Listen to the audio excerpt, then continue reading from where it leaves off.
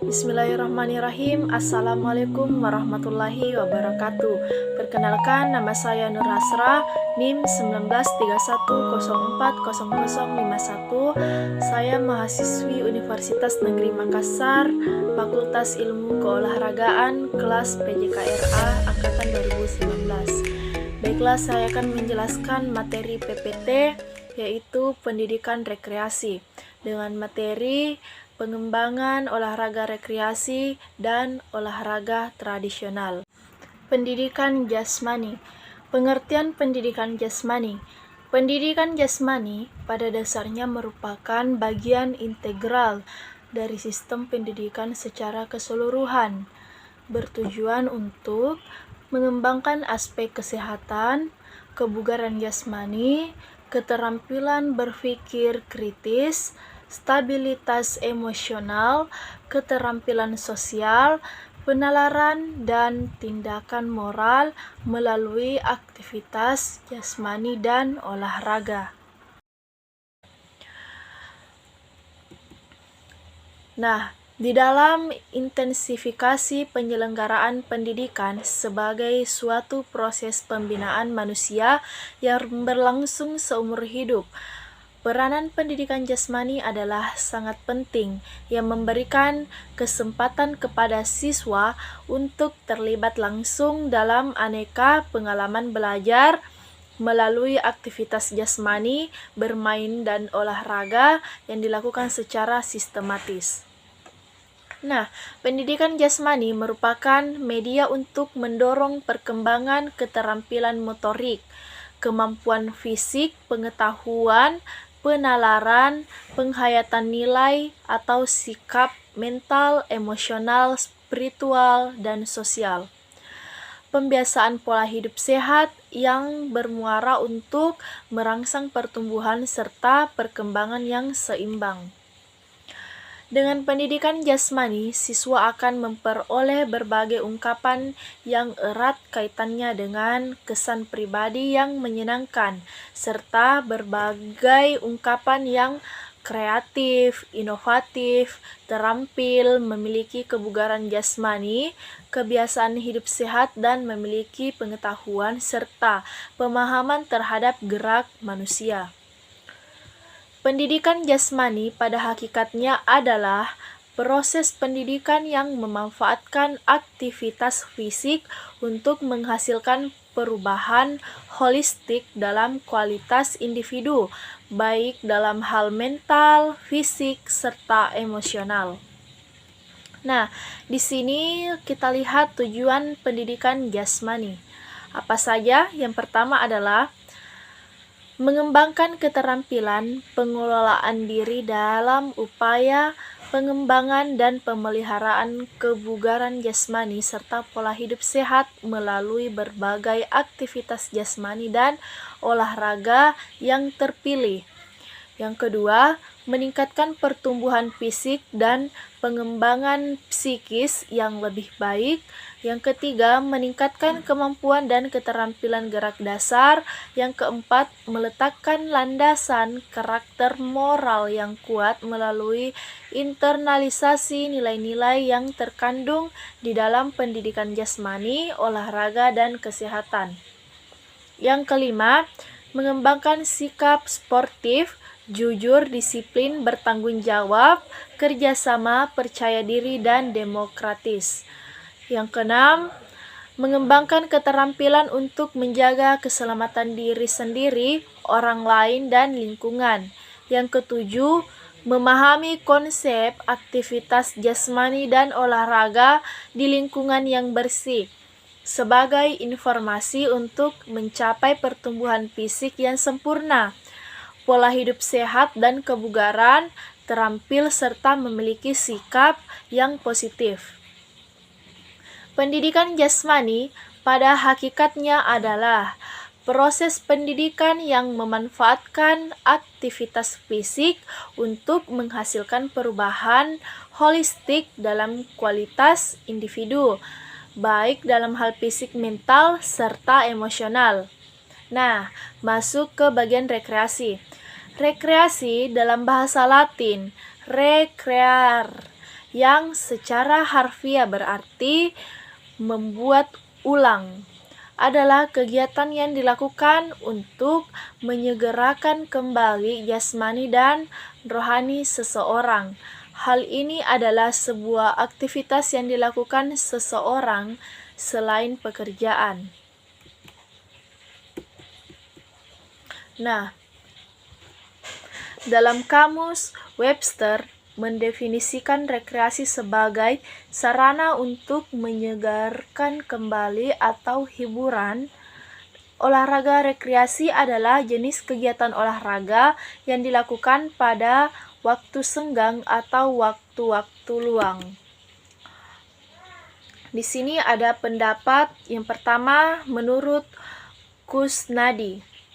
Pengertian olahraga rekreasi adalah olahraga yang dilakukan untuk tujuan rekreasi. Yang kedua, menurut Haryono, olahraga rekreasi adalah kegiatan fisik yang dilakukan pada waktu senggang berdasarkan keinginan atau kehendak yang timbul karena memberi kepuasan atau kesenangan. Dan menurut Nurlan Kusmaidi, olahraga rekreasi adalah kegiatan olahraga yang ditujukan untuk rekreasi atau wisata. Menurut Aib Syaifuddin, belajar aktif, pendidikan jasmani dan kesehatan SMP, yaitu olahraga rekreasi adalah jenis kegiatan olahraga yang dilakukan pada waktu senggang atau waktu-waktu yang luang. Nah, di sini kita lihat fungsi pendidikan jasmani. Fungsi pendidikan jasmani adalah A. Aspek organik. 1. Menjadikan fungsi sistem tubuh menjadi lebih baik, sehingga individu dapat memenuhi tuntutan lingkungannya secara memadai serta memiliki landasan untuk mengembangkan keterampilan. Yang kedua, meningkatkan kekuatan, yaitu jumlah tenaga maksimum yang dikeluarkan oleh otot atau kelompok otot.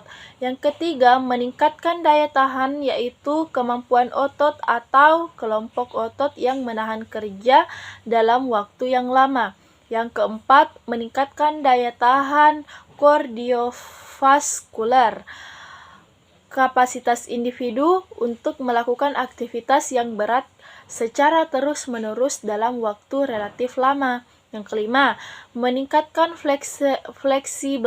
fleksibilitas, yaitu rentang gerak dalam persediaan yang diperlukan untuk menghasilkan gerakan yang efisien dan mengurangi. Kemudian ada bagian B, yaitu aspek neuromuskuler. Pertama, meningkatkan keharmonisan antara fungsi saraf dan otot. Kedua, mengembangkan keterampilan lokomotor seperti berjalan, berlari. Yang ketiga, mengembangkan keterampilan lokomotor seperti mengayung, melengok, meliuk, bergoyang, meregang, menekuk, menggantung, membokong. 4. Mengembangkan keterampilan dasar manipulatif. Yang kelima, mengembangkan faktor-faktor gerak. Yang keenam, mengembangkan keterampilan olahraga. Yang ketujuh, mengembangkan keterampilan rekreasi. Nah, ada bagian C, yaitu aspek perseptual. Yang pertama, mengembangkan kemampuan menerima dan membedakan isyarat. Yang kedua, mengembangkan hubungan-hubungan yang berkaitan dengan kemampuan atau ruang, yaitu kemampuan mengenali objek yang ada di depan, belakang, bawah, sebelah kanan, atau sebelah kiri. Yang ketiga, mengembangkan koordinasi gerak visual. Yang keempat, mengembangkan keseimbangan tubuh. Yang kelima, mengembangkan dominansi. Yang keenam, mengembangkan lateralitas. Dan yang ketujuh, mengembangkan image tubuh. Nah, ada bagian D, yaitu aspek kognitif.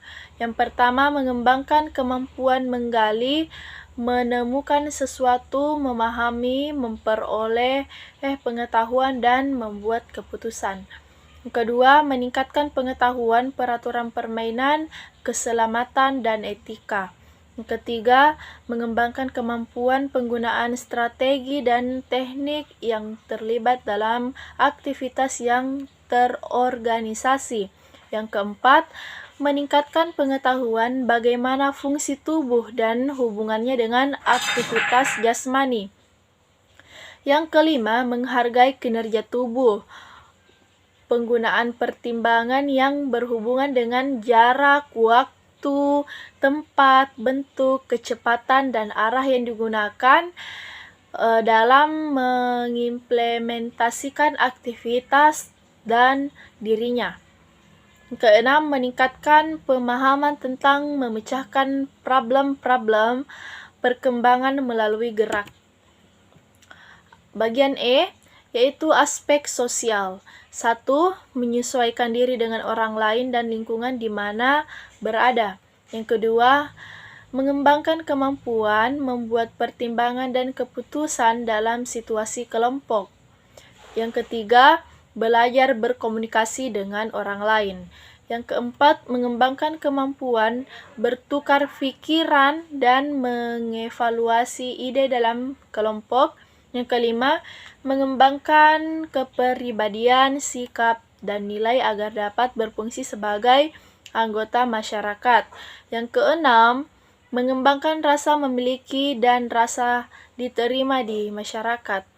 Yang ketujuh, mengembangkan sifat-sifat kepribadian yang positif. Yang kedelapan, belajar menggunakan waktu luang yang konstruktif. Yang kesembilan, mengembangkan sikap yang mencerminkan karakter moral yang baik. Nah, di sini kita lihat tujuan rekreasi. Tujuan rekreasi olahraga adalah 1. Pengisi waktu luang. 2. Pelepas lelah, kebosanan, dan kepenatan. Yang ketiga, sebagai imbangan subsistem activity atau kegiatan pengganti. Yang keempat, sebagai pemenuh fungsi sosial. Yang kelima, untuk memperoleh kesegaran jasmani dan olahraga yang menyenangkan. Yang keenam, memperoleh kesenangan dan cara berolahraga. Yang ketujuh, memperkenalkan olahraga bahwa olahraga itu menyenangkan. Nah, peran rekreasi dalam kehidupan sosial. Menurut Krippendorff, tahun 1994, kegiatan rekreasi merupakan salah satu kegiatan yang dibutuhkan oleh setiap manusia. Kegiatan tersebut ada yang diawali dengan mengadakan perjalanan ke suatu tempat. Secara psikologi, banyak orang di lapangan yang merasa jenuh dengan adanya beberapa kesibukan dan masalah, sehingga mereka membutuhkan istirahat dari bekerja, tidur dengan nyaman, bersantai sehabis latihan, keseimbangan antara pengeluaran dan pendapatan, mempunyai teman bekerja yang baik, kebutuhan untuk hidup bebas, dan merasa aman dari resiko buruk. Rekreasi dapat disimpulkan sebagai suatu kegiatan yang dilakukan sebagai pengisi waktu luang untuk suatu atau beberapa tujuan, diantaranya untuk kesenangan, kepuasan, penyegaran sikap dan mental yang dapat memulihkan kekuatan baik fisik ataupun mental. Banyak nilai yang dapat diperoleh dari rekreasi dengan menggunakan dasar persekutuan. Ketegangan dapat dilepaskan dengan energi yang ada dapat digunakan dengan cara-cara yang berguna. Nah, anak-anak dapat diajari bagaimana berolahraga dalam berbagai kegiatan, sehingga kemampuan individu dapat dibangun dan ditingkatkan melalui rekreasi. Anak-anak perlu belajar berrelasi dengan orang lain. di arena bermain sebagaimana di dalam kelas atau di rumah. Kreativitas dapat ditingkatkan dan dibangun dengan cara-cara baru. Untuk melakukannya dapat diperkenalkan. Salah satu manfaat penting dari rekreasi adalah dalam pembentukan karakter atau sifat. Telah dikatakan bahwa anak-anak belajar melalui bermain. Melalui suatu program rekreasi yang telah disusun dan direncanakan dengan baik, anak-anak dapat belajar untuk menikmati penggunaan waktu sebaik-baiknya.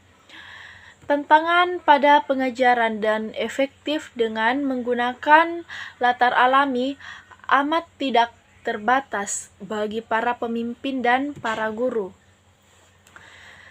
Secara lebih spesifik, peranan rekreasi dalam kehidupan sosial dapat diklarifikasikan sebagai berikut. Yang pertama, mengembangkan rasa menghargai dan mencintai lingkungan serta melestarikannya. Yang kedua, mengembangkan pengertian dan kemampuan serta pemahaman akan pentingnya menjaga keseimbangan lingkungan dan menggunakan secara bijaksana. Yang ketiga, mengunggah kesadaran manusia akan pentingnya membina hubungan timbal balik antara manusia dan lingkungannya serta agar semakin mengenal sifat ataupun karakternya.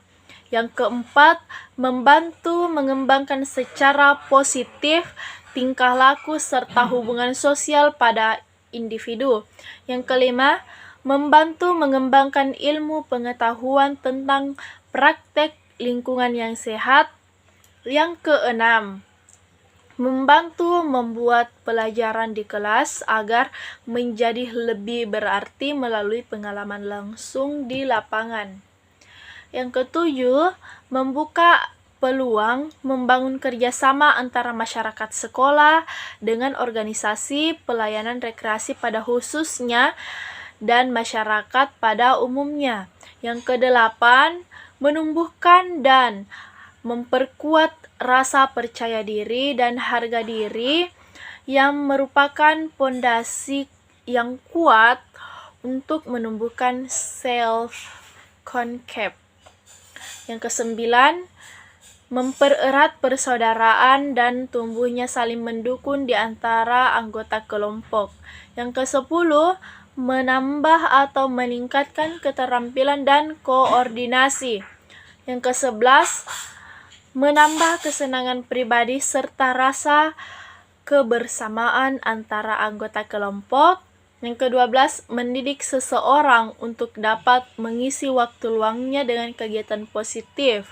Yang ke-13, mengembangkan budaya hidup sehat, baik untuk pribadi maupun untuk orang lain dan atau lingkungan alamnya.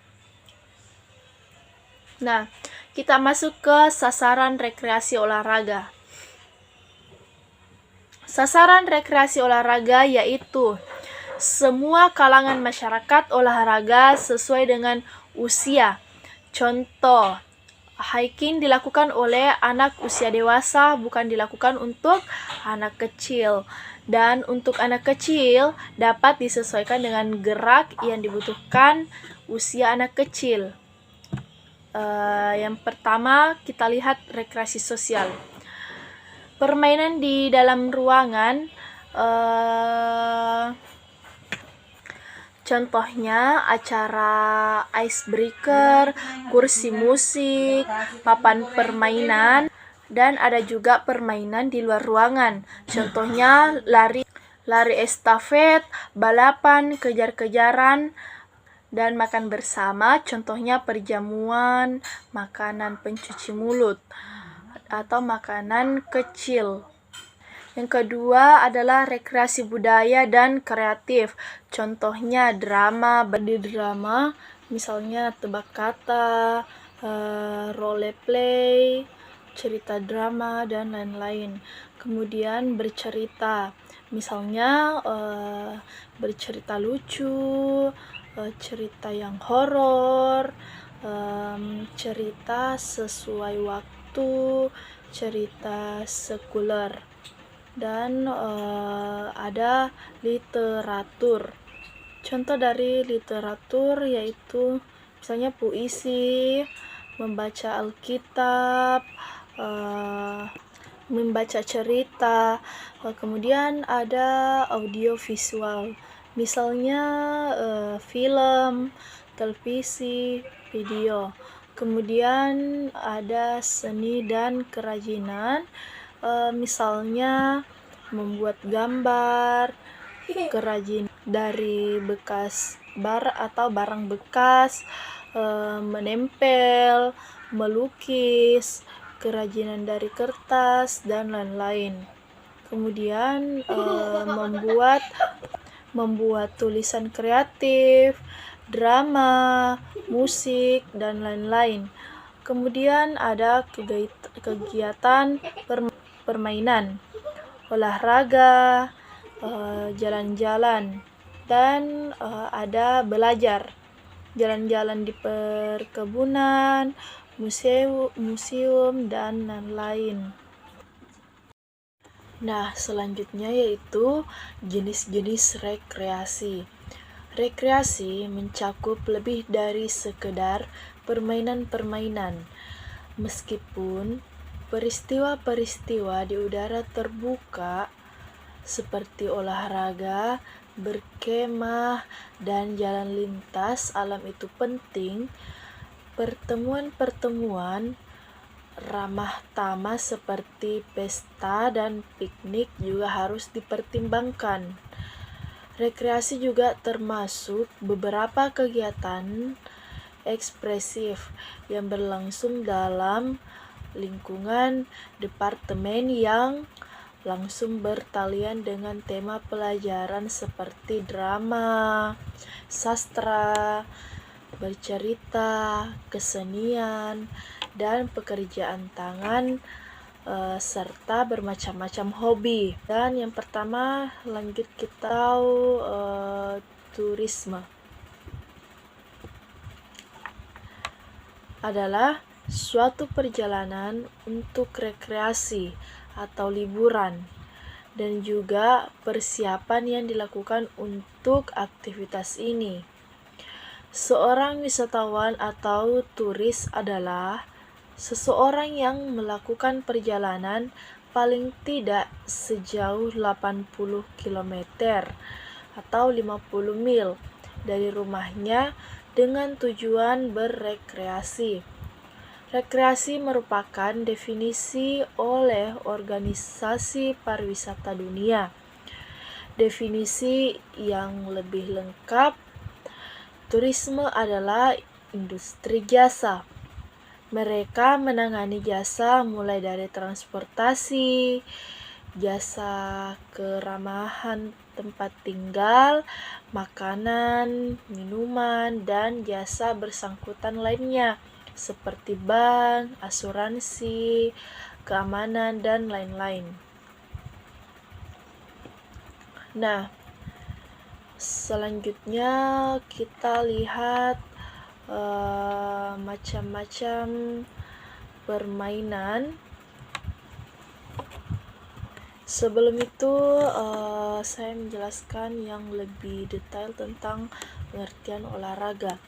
Olahraga adalah aktivitas untuk melatih tubuh seseorang tidak hanya secara jasmani tetapi juga rohani.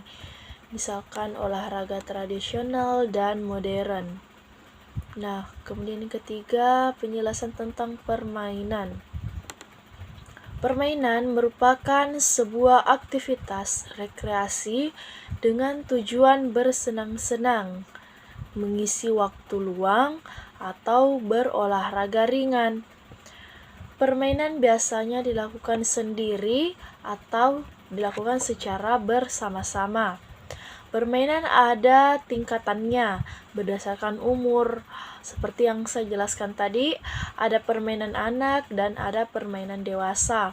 Ada juga permainan untuk umum, yaitu permainan komputer. Kemudian penjelasan tentang hobi, itu yang keempat. Hobi adalah kegiatan rekreasi yang dilakukan pada waktu luang untuk menenangkan pikiran seseorang yang semisal stres. Kata hobi merupakan sebuah kata sarapan dari bahasa Inggris, yaitu hobi yang biasa kita pelajari. Kemudian tujuan hobi adalah untuk memenuhi keinginan dan mendapatkan kesenangan terhadap berbagai macam jenis hobi seperti mengumpulkan sesuatu atau koleksi, membuat, memperbaiki, bermain, dan pendidikan dewasa. Kemudian, permainan yang digunakan dalam pembelajaran pendidikan jasmani di sekolah dasar harus mengandung ranah kognitif, ranah efektif, ranah psikomotor, dan ranah jasmani. Kenapa? Agar anak menampilkan dan memperbaiki keterampilan jasmani, sosial, mental, dan moral, dan spiritual lewat fair play dan sportsmanship atau bermain dengan jujur, sopan, dan berjiwa olahragawan sejati. Lanjut, di sini kita akan membahas tentang macam-macam permainan tradisional yang ada di sekolah dasar atau SD. Nah, contohnya itu yang pertama ada permainan sepur-sepuran atau kereta api masuk terowongan. Nah, di sini jumlah pemainnya tidak dibatasi atau tidak terbatas, dan alat yang digunakan itu sama sekali tidak ada, dan tempatnya di halaman atau di lapangan. Artinya itu tempatnya dikondisikan ya. Kemudian aturan permainan. Anak-anak dibariskan menjadi 3 shelf. 3 saf pertama dan kedua berdiri di tengah, memanjang lapangan dan berhadapan membentuk terowongan kereta api. Caranya ialah saling berpegangan lengan dalam keadaan lurus dan mendatar.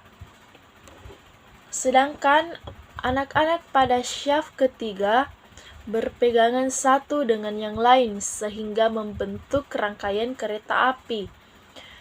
Tugas rangkaian kereta api adalah lari kecil-kecil sambil berbelok-belok dan akhirnya memasuki terowongan. Bila mana rangkaian kereta api telah dianggap cukup gerakannya, maka diadakan pergantian yang menjadi rangkaian kereta api mengganti salah satu yang semula menjadi syaf terowongan. Demikian terus dilanjutkan sampai semua saf pernah menjadi kereta api. Ini menurut Suemitro tahun 1992 nomor 34. Kemudian ada yang kedua, ada permainan ular makan ekornya. Jumlah pemain tidak dibatasi, alat yang digunakan tanpa alat, tempat bermain di halaman sekolah atau di lapangan. Sama juga dikondisikan ya. Aturan permainan. Anak-anak dibariskan menjadi 4 saf. Setiap saf terdiri dari 2 barisan putri dan 2 barisan putra. Dan barisan yang berdiri paling belakang memegang perut orang yang ada di depannya. Yang berdiri paling depan berlaku sebagai kepala ular. Sedangkan yang berdiri paling belakang sebagai ekor ular Tugas kepala ular adalah berusaha secepat mungkin menangkap ekornya, sedangkan si ekor berusaha menghindar tangkapan si kepala ular tanpa melepaskan pegangan. Bila ada anggota yang lepas pegangannya, maka ia akan bertugas menggantikan tugas si ekor. Nah, ini menurut pendapat Suemitro 1992 nomor 37. Dan juga ada permainan kucing dan tikus. Anak-anak dijadikan dua kelompok. Salah satu kelompok membuat lingkaran sambil berpegangan tangan, sedangkan kelompok yang lain menjadi tikusnya. Nah, permainan ini mengandung unsur-unsur penjelasan, diantaranya kelincahan, daya tahan, kerjasama, koordinasi, disiplin. Ini menurut Herman Subardja tahun 2008 nomor 3.19. Kemudian ini ada juga permainan untak kol atau menyusun pecahan genting.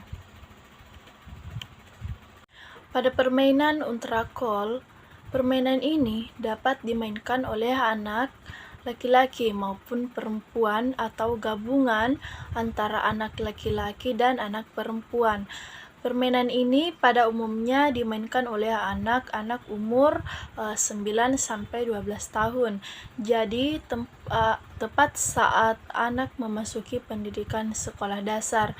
Jumlah pemain antara 3-5 orang atau kelompok. Peralatan yang digunakan yaitu bola kasti atau bola tenis 1 buah, ada pecahan genting 12 keping, disesuaikan kesepakatan dari kedua kelompok yang bermain. Persiapannya yaitu 1. Setiap anak membuat atau menentukan kelompok. Ada yang ikut ke kelompok A dan ada yang ikut kelompok B. Yang kedua, mempersiapkan pecahan genting. Lalu pecahan genting tersebut ditumpuk. Selanjutnya, tumpukan genting tersebut diletakkan di dalam garis lingkaran. Di depan tumpukan genting tersebut dibuat garis sejajar. Aturan bermain melempar tumpukan genting dilakukan maksimal sebanyak 3 kali. Jika 3 kali lemparan tidak mengenai tumpukan genting tersebut, secara otomatis kelompok tersebut dinyatakan gugur. Nah, permainan selanjutnya yaitu permainan betengan. Permainan ini dilakukan oleh anak laki-laki maupun anak perempuan yang berusia pemainnya itu antara 7-12 tahun, di mana jumlah pemainnya itu bebas dan dibagi menjadi 2 kelompok A, B, C, dan D, E, F. Tempat bermain di halaman atau lapangan sekolah. Waktu permainan ditentukan oleh guru penjas. Peralatan yang digunakan 2 pohon atau batang kayu dengan jarak 2-3 meter. Aturan bermain, tiap-tiap kelompok berusaha memegang benteng tersebut atau benteng kelompok lawan. ABC berusaha memegang benteng kelompok DEF, begitu juga dengan sebaliknya. Kelompok yang berhasil menyentuh atau memegang benteng lawan tersebut duluan, maka kelompok tersebut yang akan dinyatakan menang. Kelompok yang kalah mendapatkan hukuman kelompok dari kelompok yang menang. Nah, kemudian permainan selanjutnya adalah permainan hadang atau sering disebut dengan gobang sodor. Lapangan dan peralatan. Bentuknya area permainan persegi panjang, ukuran panjang 15 meter dan lebar 9 meter disesuaikan dengan keadaan sekolah. Kemudian ada garis-garis dapat dibuat dengan kapur atau tali yang tidak membahayakan pemain hadang. Garis membagi lapangan permainan menjadi dua bagian memanjang disebut garis tengah. Lapangan permainan ditandai dengan garis selebar 5 meter. Permainan terdiri dari 2 regu, masing-masing 5 orang dan disesuaikan juga dengan jumlah siswa, regu putra dan regu putri. Jalannya permainan saya jelaskan sedikit. Yang pertama, sebelum permainan dimulai diadakan undian, yang kalah sebagai penjaga dan yang menang sebagai penyerang. 2 regu penjaga menempati garisnya masing-masing dengan kedua kaki berada di atas garis, sedangkan regu penyerang siap untuk masuk. Yang ketiga, permainan dimulai setelah ada tanda aba-aba atau peluit dari guru. Nah, yang keempat, penyerang berusaha melewati garis depan dengan menghindari tangkapan atau sentuhan pihak penjaga. Yang kelima, penjaga berusaha menyentuh penyerang dengan tangan dalam posisi kedua kaki berpijak di atas garis atau salah satu kaki berpijak di atas garis sedangkan kaki yang satunya melayang. Yang keenam, apabila kedua kaki keluar dari garis samping lapangan dan pemain disentuh oleh penjaga, maka dinyatakan salah atau mati. Yang ketujuh, setiap pemain yang telah berhasil melewati seluruh garis dari garis depan sampai dengan garis belakang dan garis belakang sampai dengan garis depan lagi, maka dilanjutkan dengan tukar posisi, yang tadinya menjadi penyerang berganti menjadi penjaga. Yang kedelapan, pemenang ditentukan berdasarkan jumlah nilai yang diperoleh selama permainan berlangsung.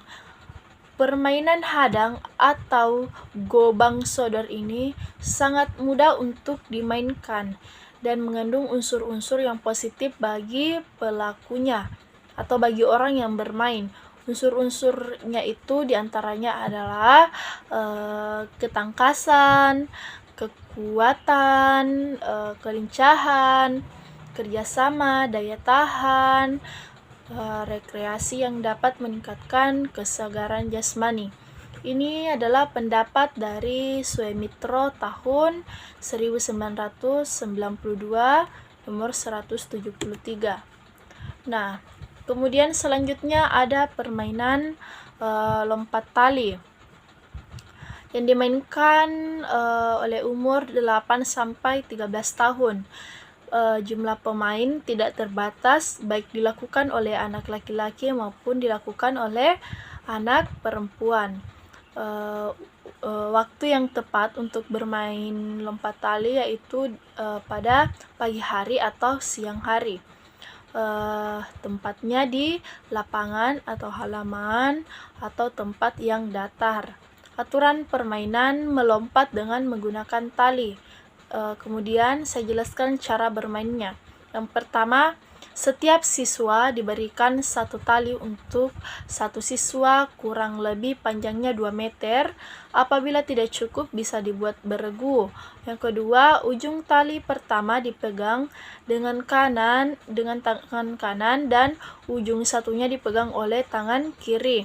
Kemudian tali diputar di atas kepala dari depan ke belakang atau dari belakang ke depan. Pada saat tali menyentuh tanah atau lantai di depan dan melompat dengan satu kaki dan turun dengan kaki lainnya. Nah, kemudian ada permainan lajangkungan. Kita bisa lihat gambarnya. Permainan ini terbuat dari kayu atau bambu. tumpuan untuk pijakan kaki dibuat pada ketinggian 30 sampai 60 cm dari ujung bawah tongkat. Beberapa orang pemain dapat serentak memainkannya bersama-sama. Permainan ini bisa digabungkan dengan jenis permainan lainnya. Penilaian hanya pada adu ketahanan berjalan di atas jajangkungan sambil saling memandang kaki jajangkungan lawan bermain. Pemain yang jatuh akan dinyatakan kalah. Kemudian ada permainan paciwit, ciwit lutung. Permainan ini dilakukan oleh 3 sampai 4 orang anak, baik anak perempuan maupun laki-laki.